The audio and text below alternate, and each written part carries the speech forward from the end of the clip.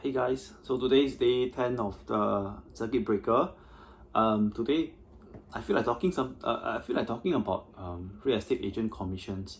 I did a little bit of background search on the internet. Pardon me if some of my figures are not very accurate.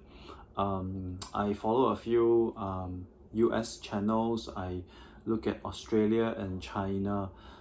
Typically, if you see in the US, right, a lot of the real estate agents are actually charging the sellers, right, of property about 2 to 6% commission per deal. So typically, I see a lot of agents actually say that they are charging 6%.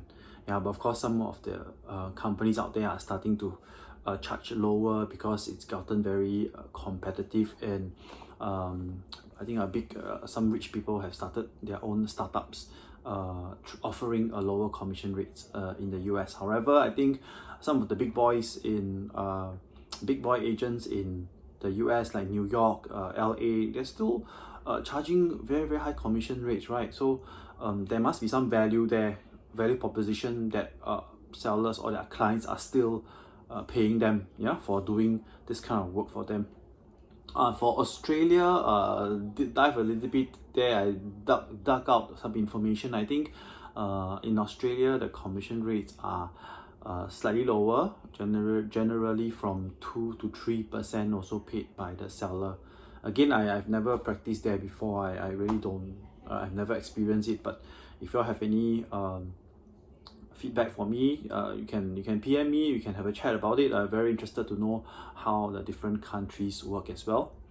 And China is the most interesting one, I think, because China has seen its rise in prominence, right, in this world standing for the past couple of decades.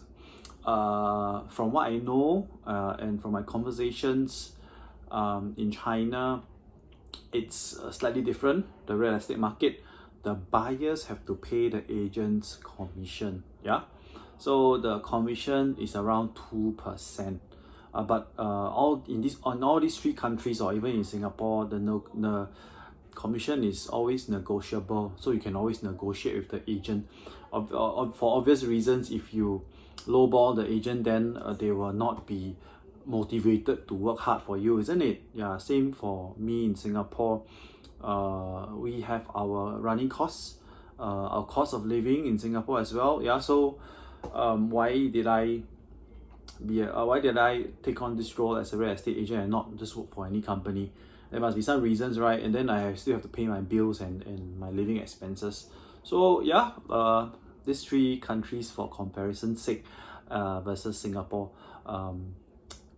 If you all have any questions or any topics that you want me to touch on, right, then I'll be very happy to do that as well. Just want to share information with everyone, and then we all learn together. And on top of that, maybe I also can share some of the channels I've been following. The US channels, I think they are quite innovative, and there are some pointers that we can learn from those channels as well. Some of the big boys out there. Okay, peace, enjoy.